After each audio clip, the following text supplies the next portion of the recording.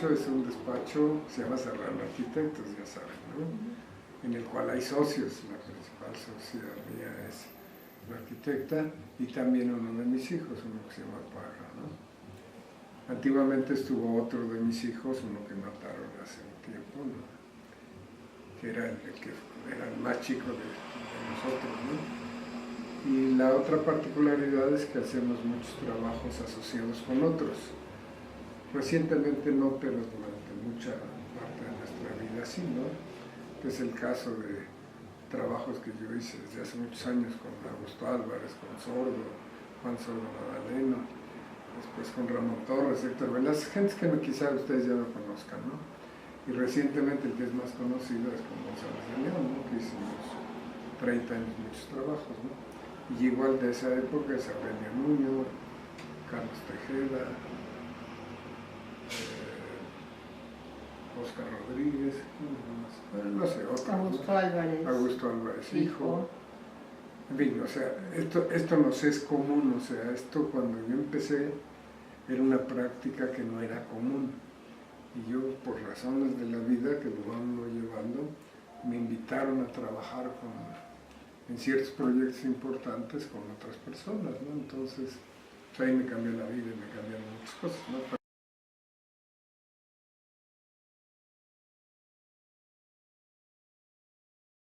Es una pregunta. Nosotros, como saben, es una familia de arquitectos de muchos años, ¿no? Desde el siglo XIX, el siglo XX y ahora, ¿no? Entonces, yo soy de la tercera generación, Pablo es la cuarta, Pablo y Javier eran de la cuarta generación. Entonces son muchos años, pero curiosamente yo nunca conocí a mi abuelo. Cuando yo nací ya mi abuelo había muerto.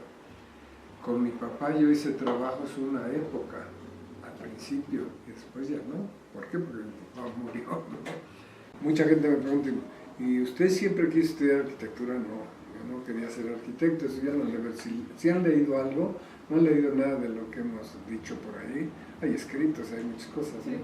Yo no quería ser arquitecto, yo quería ser químico, pero entonces se hacían unos tests, empezaba este asunto de la psicología, de las vocaciones, etcétera, y me hicieron un test, le estoy hablando de los 50, al principio de los 50, y resultó que era mejor que pudiera yo ser arquitecto. Y como yo había vivido eso de cerca, pues sabía lo que eran las obras, etcétera, pues dije, pues sí, está bien, ¿no? Es en la edad en la que a uno le gusta más jugar, nadar, yo jugaba más o menos bien en algunos deportes, entonces eso me interesaba el doble que iba yo a estudiar, ¿no? Hasta ahí un poquito el por qué estudié eso, ¿no? El caso de Susana, pues que les cuento por qué ella estudió arquitectura, ¿no? Sí. Mi familia no es de arquitectos y al principio me gustaban mucho las matemáticas, dibujar, me iba bien, entonces dije quiero ser ingeniero y mi papá, que era ingeniero, me convenció de que mejor estudiara arquitectura, que era más adecuada, porque en aquella época las mujeres no era común que estudiaran arquitectura. Y entonces entré a estudiar arquitectura y yo quería la UNAM, pero en aquella época la UNAM tenía muchos problemas. Entonces me convencieron de que pues en la Ibero que hay cierta estabilidad, ¿no? Y por eso fui a dar ahí. Y ahora resulta, yo doy clases en la Ibero y ahora resulta que tengo más alumnas mujeres que muchachos. Yo digo, ¿qué les pasa? Que necesitamos arquitectos en la profesión, porque muchas chicas se dedican luego al hogar en una etapa y dejan la carrera y nos hace falta muchachos.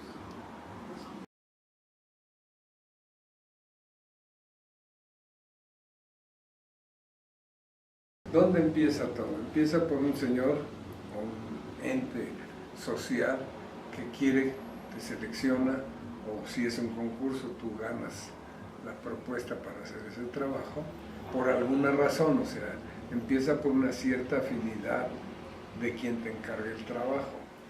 Claro, el primer trabajo no te lo encargan, el primer trabajo tú lo buscas y cada trabajo va generando lo que yo llamo los hijos. Este trabajito que yo empecé, por ejemplo, haciendo reparaciones de una escalera, pues ese te trae al otro y la otra señora te recomienda con este y ahí vas, ¿no? Entonces, cada trabajo, regreso a donde empecé, tiene una motivación, o sea, te encargan hacer una casa, entonces tienes que saber qué quieren, cómo la quieren y dónde está. Son las tres principales preguntas: ¿dónde está? ¿Qué quieren? Y consecuentemente de qué medios tienen, ¿no? Entonces, de acuerdo con eso, pues puedes imaginar de qué es lo que vas a proponer. Tienes que saber dónde está, no es en abstracto. Tienes que conocer quién la va a usar. Hablo de cuando es más sencillo, una casa, una cosa así. Cuando ya son los centros sociales, ya no conoces a las personas, no existen como... Pero al mismo tiempo sí puedes averiguar cómo se comportan o qué buscan las personas, por ejemplo, que están en una universidad, o qué buscan las personas que están yendo a un palacio de justicia, que hicimos por ahí, o qué busca la gente cuando va al aeropuerto, ¿no? Lo que busca es que le den un satisfactor. Entonces, una de las cosas que a nosotros nos preocupa como de inicio es ser nuevamente conscientes, y digo cada vez nuevamente, de que nuestra profesión es de servicio. Si lo que nosotros hagamos debe de servirle a aquellos que nos están encargando el trabajo, sea consciente ese encargo o sea futuro ese encargo, ¿no? Es decir, por ejemplo, pues cuando hicimos la Terminal 2, pues no se le hicimos al señor que la iba a inaugurar, ¿no? Sino se le hicimos a los que la siguen sufriendo hoy, ¿no? Y lo mismo hicimos con la Ibero, pues digo, la Ibero se empezó en los 80, pues esos ya son viejitos todos los que empezaron a estudiar ahí, pero los edificios tienen una vocación que uno les inyecta de servir a estos. Eso yo creo que es lo principal, eso es lo que a nosotros creo yo que nos motiva siempre.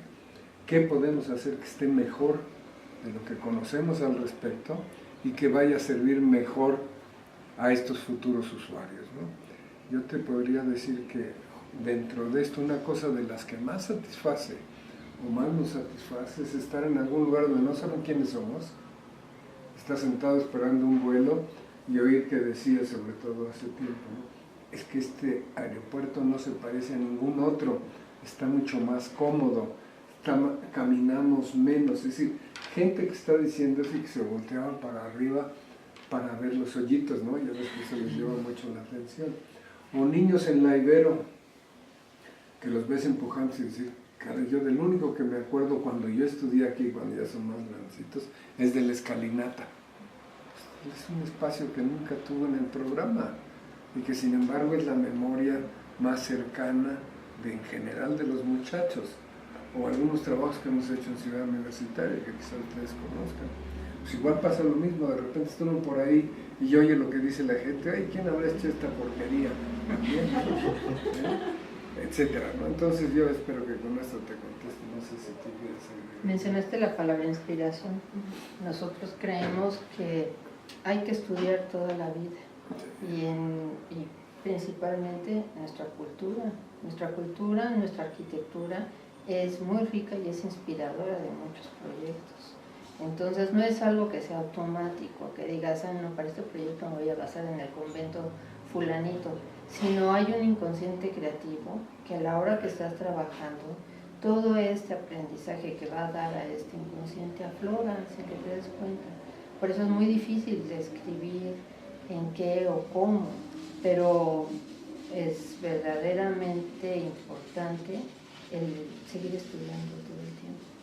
Hay mucho que nos fundamenta, por ejemplo los ejes de composición en toda la arquitectura prehispánica, que son temas importantes a la hora que hacemos un proyecto que es un poco más grande que una casa, que hacemos un conjunto, pues se vuelven importantes. Entonces si tú vas guardando en este inconsciente creativo todo esto que puedes ir visitando, que está a tu alrededor, y aprender a leerlo, aprender a leer de qué época es y demás, cuando hagas un proyecto, pues obviamente tienes una información guardada acá atrás y no es que la copies, y va a salir y va a hacer que tus proyectos sean mejores. Para alguna otra cosa, ¿no? Y por eso lo de la inspiración.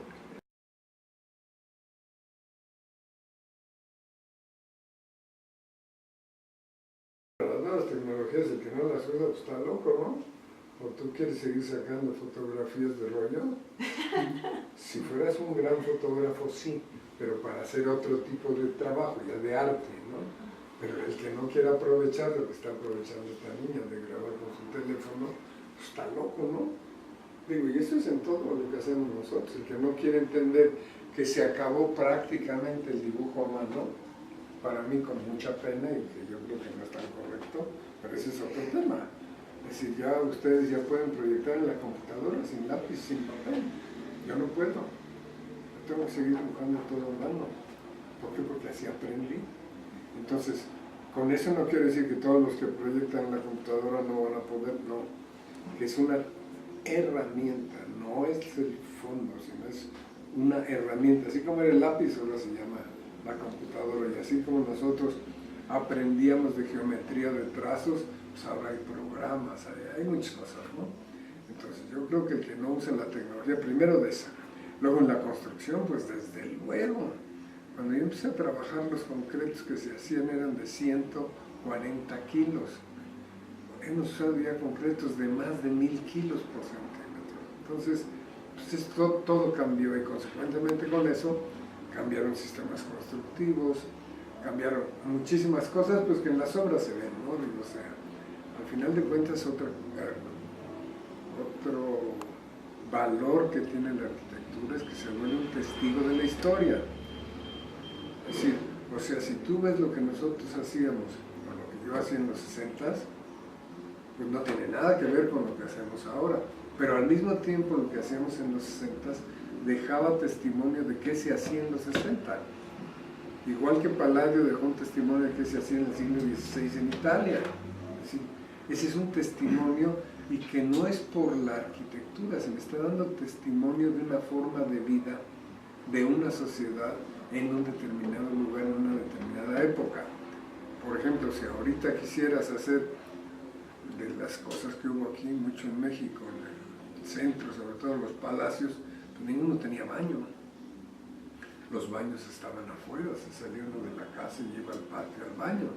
Entonces eso te da un testimonio de que la forma de vida no era como la de ahora, y así sucesivamente. Entonces yo creo que el que no esté consciente de usar lo que es actual, pues simplemente él no es actual de su tiempo, ¿no? Antes, bueno, había 10 dibujantes y cada quien trabajaba en albanén y con distintos, bueno, fue variando el uso de la tinta china y después finalmente llegaron las computadoras, la salvación. Sí, te equivocas y lo corriges en 2 patadas sin ninguna afectación, pero tienen los muchachos que aprender a ver la totalidad y muchas veces se concentran en un pedacito y la están regando en ese pedacito porque no están viendo el todo. Creo que ese es uno de los principales problemas que tienen las nuevas tecnologías en los proyectos se refiere. ¿Qué impacto creen que haya tenido su propia arquitectura en México? O sea, que... Mira, ese me lo han hecho 500 veces. Oye, ¿y usted y su estilo? No tengo estilo. ¿Qué impacto ha hecho? Pues pregúntenle a otro, no pregúntenle a mí, ¿no? Así que alabanza en boca propia es pintuperio, ¿no? No, y aparte alguien más te tiene que decir que me gustó que no le gusta. Sí. Para eso hay gente que se ha preocupado y ha escrito al respecto, ¿no? Y después en el tiempo, pues la gente analizará y dirá sobre las obras que hicimos. Hay mucha gente que dice, ¿cómo es posible que me digas eso? ¿Y cuál es la que más te gusta? Pues tampoco sé, no tenemos una preferida, no tenemos. ¿Por qué? Porque es como los hijos, ¿a poco quieres nada más a uno? Pues tienes que ver a todos, y si no, por lo menos debe ser suficientemente hipócrita para decir que quieres a todos igual, ¿no? Pero sí te contesto, ¿no? ¿Cree que la arquitectura, bueno, cuál es su opinión más bien sobre la arquitectura de hoy en día? ¿Dónde? ¿Aquí o en todos lados? Sí, aquí en México, y bueno, ahorita vamos, que es otra pregunta, pero primero, o sea, aquí sobre... Mira, yo creo que aquí en México se está haciendo, hablando de la media, mucho mejor arquitectura que la que se hacía cuando yo salí de la escuela. Mucho mejor. Lo que pasa es que no es fácil que la gente sea consciente de eso. Pero si tú caminas por esta colonia simplemente, ¿no? Pues encontrarás muchos edificios que están francamente mucho mejor que lo que se hacía hace tiempo y mucho mejor que lo que se hace en otros lados. Pero como somos malinchistas, eso no decimos, sino nomás decimos que eso está mal, que eso está, ¿sabe qué? Pero ve cómo le ha mejorado a la gente la calidad de vida, por ejemplo, en los edificios de departamentos. No hablo de los condominios grandes, simplemente en los edificios que hay por aquí, en Polanco, en la Colonia del Valle, en Narvarte, pues es infinitamente mejor que antes. Y además hay una diversidad mucho mayor que antes. Mira, ahorita tuvimos que ver en lo del pabellón de México en la Bienal de Venecia, y cuando ves los proyectos que se llevaron, que son 21 que están ahí, es que esto está mucho mejor que la media que estamos viviendo, por ejemplo, en Europa, ¿no? Entonces, no quiero decir con eso que estamos en la gloria, no, sino que se está trabajando para que el arquitecto primero sea más reconocido en términos sociales, ¿no? O sea, que la gente requiera de sus servicios. Cuando yo empecé a trabajar, el 90% de los encargos se los hacían a los ingenieros, no a los arquitectos. Es como cree que nos perciben del exterior, cómo perciben a México con su arquitectura. Fíjate que para gusto nuestro nos perciben y nos invitan a hablar de lo que hacemos. Hay gente a México y va y pregunta, oye, ¿quién hizo esto? Entonces alguien le dice y entonces viene y te dice, oiga, yo soy de no sé dónde y quisiera yo soy no sé qué, lo quiero invitar. Esto nos ha pasado en el Sí, yo creo que ante tu pregunta de cómo se percibe, de muy buen nivel. En Sí, muy buen nivel, mucho muy buen mejor de lo nivel. que decimos aquí. Ajá. Y lo que más les llama la atención, por ejemplo, en este momento de la alta tecnología, es que aquí podemos seguir haciendo muchas cosas que ya no se pueden hacer en otros países. Concretamente, y valga la redundancia, el concreto que hacemos nosotros aquí cincelado, con mármol, con polvo de mármol y cemento blanco, prácticamente no se puede hacer por el costo en muchos otros lugares del mundo. El costo de la mano de obra. Entonces cuando ven, dicen, pero wow, y te dejan entrar a las obras todavía como arquitecto. En general en los países desarrollados los arquitectos entran en un proyecto y se van, y luego vuelven y pues ya no se parece mucho, ¿no? Entonces, eso nosotros aquí podemos seguir yendo a las obras. De hecho, nosotros no hacemos una obra si no tenemos la dirección y la posibilidad de que cuando algo no se puede hacer, nosotros decimos, junto con el cliente obviamente, a que se cambia. Y aquí aprovecho para decirte algo. Un personaje importantísimo que no se reconoce normalmente de las obras son los clientes. Si un cliente, sea concreto o sea abstracto, no te apoya y no se vuelve, como yo digo, cómplice de lo que estás haciendo, pues estás perdido, ¿no? Es decir, porque no estás recibiendo de él ese input que es importante de lo que él está sintiendo, lo que él está diciendo. ¿Por qué? Porque no sabe cómo decirlo, ¿no? ¿Qué opinión tiene usted si tiene una falta de carácter esta? Porque algunos edificios nuevos como que... Pueden estar en donde sea. ¿Eso es a lo que te refieres? Mira, la globalización yo creo que es una característica innegable del mundo de hoy. De ahí que muchas veces se ha perdido lo que Kenneth Frampton, por ejemplo, llama el regionalismo, o William Curtis, ¿no? Es decir, ellos lo que dicen es que se perdió dentro de la globalización, se perdió la parte regional.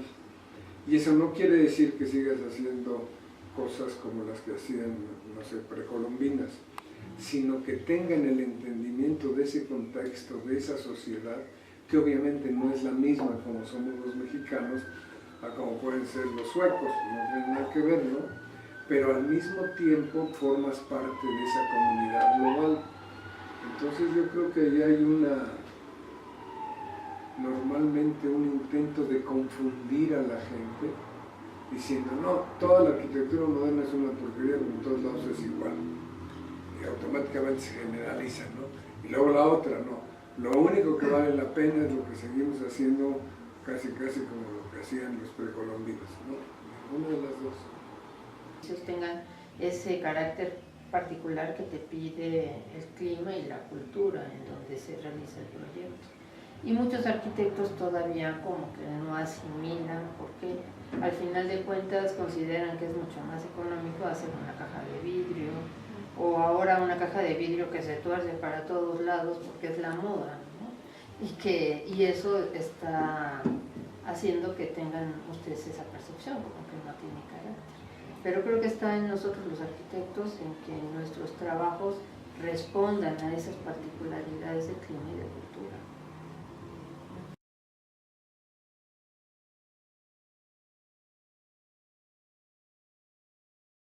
Te pregunto yo a ti, ¿tú crees que la forma sigue a la función o la función sigue a la forma? ¿Cuál es cuál? La forma sigue la función. Yo te diría que no, y mañana te digo que sí. No sé si me explico. Es que eso viene de una traducción casi directa del gran cambio que hubo digamos, de la arquitectura del principio del siglo XX en el mundo a la modernidad.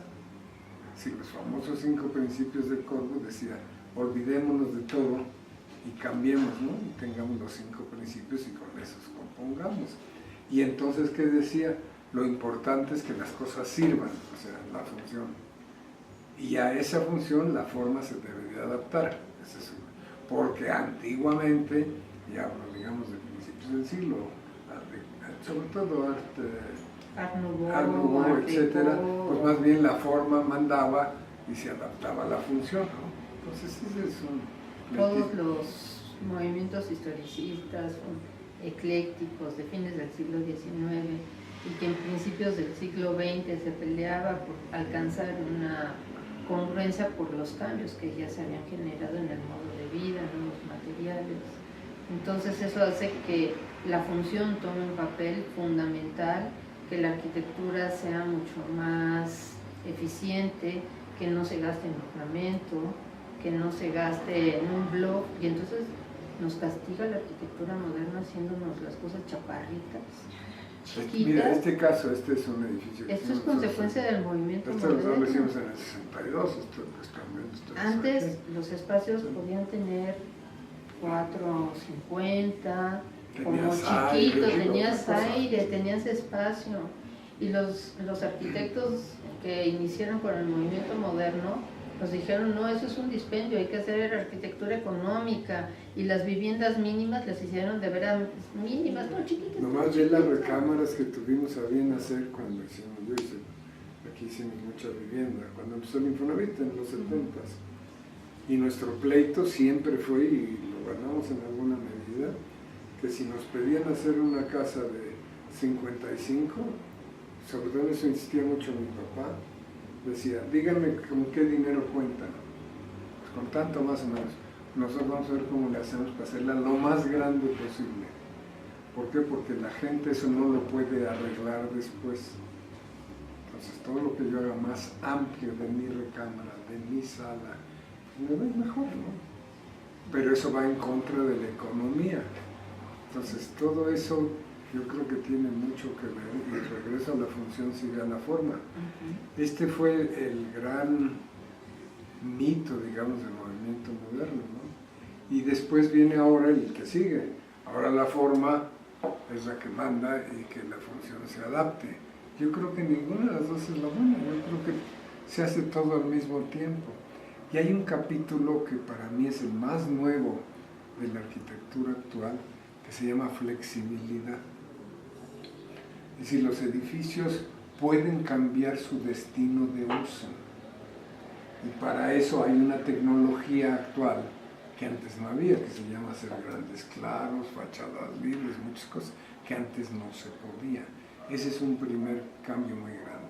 Y el otro cambio muy grande que se nota en los buenos arquitectos, que desgraciadamente, como siempre, no son muchos, y hablo del mundo, es el espacio que nunca estuvo en el programa. Es decir, todo el mundo se acordará muy bien, por ejemplo, en Bellas Artes, de que es un teatro que tiene una sala de espectáculos. Pero no es cierto, lo que más les impacta es el hall, ¿no? Y el hall pues era una parte secundaria de la función. Y luego hay lugares, puedo poner el ejemplo del Museo de Antropología, ¿no? Nadie les dijo a ver si hacen un patio y le ponen un paraguas, que todo el mundo llegue y se retrate ahí, porque ese va a ser la imagen que representa este museo. Cuando estás hablando del museo, pues parece que lo importante era el calendario, ¿no? El calendario azteca, en la sala de los aztecas, o las reproducciones de los mayas.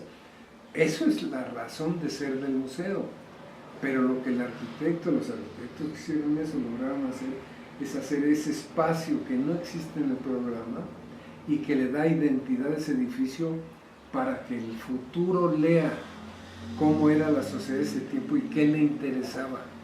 Entonces esta cosa del clima de México en el patio.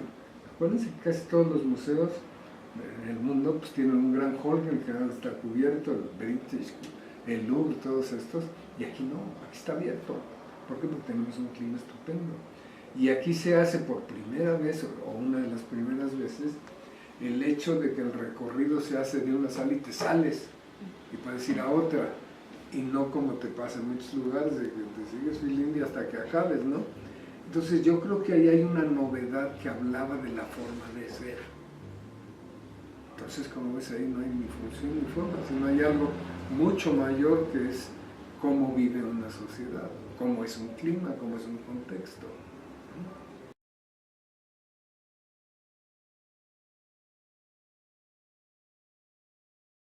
Yo diría que no es tanto que esté influido por un arquitecto a otro, sino hay una serie de arquitectos que obviamente he admirado durante toda mi vida, ¿no? Los hay extranjeros y los hay nacionales, ¿no? ¿Cómo cuáles? Mira, nacionales de cuando yo estudié y cuando empecé a trabajar, que me parecen grandes arquitectos que dieron testimonio de su época y que ya nadie sabe quiénes son.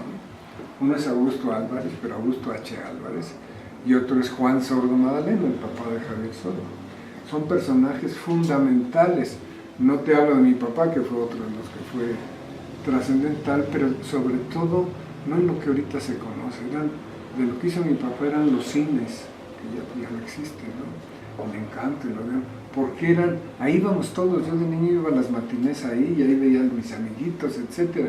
Y era el lugar de reunión de las familias, daba testimonio de todo eso, ¿no? Obviamente todas esas cosas influyeron en lo que hemos hecho en la vida, ¿no? Más todo lo que hemos tenido la fortuna de conocer fuera, ¿no?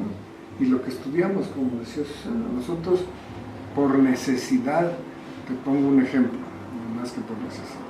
Cuando yo estudié, había muy pocas revistas de arquitectura. Piensa que estaba terminando la Segunda Guerra Mundial, entonces, pues, por ejemplo, en Europa no se hacía prácticamente nada, ¿no?